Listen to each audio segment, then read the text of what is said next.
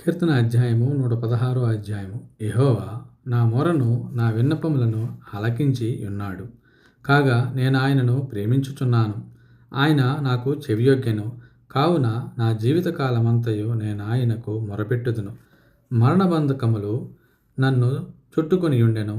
పాతాళపు వేదనలు నన్ను పట్టుకొనియుండెను.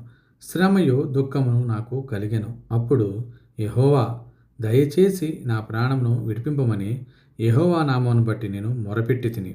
యెహోవా దయాళుడు, నీతిమంతుడు, మన దేవుడు వాత్సల్యత గలవాడు. యెహోవా సాధువులను కాపాడువాడు. నేను కృంగియుండగా ఆయన నన్ను రక్షించెను.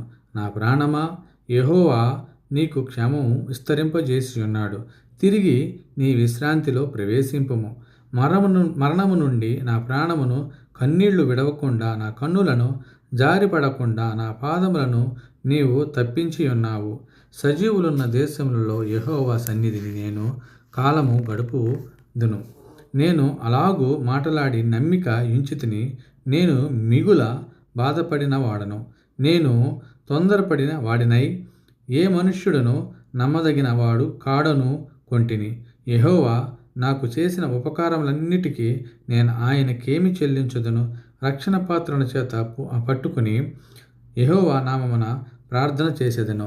యెహోవాకు నా మొక్కుబళ్ళు చెల్లించెదను. ఆయన ప్రజలందరి ఎదుటనే చెల్లించెదను. యెహోవా భక్తుల మరణము ఆయన దృష్టికి విలువగలది. యెహోవా, నేను నిజముగా నీ సేవకుడను, నీ సేవకురాలి కుమారుడనై ఉన్నాను.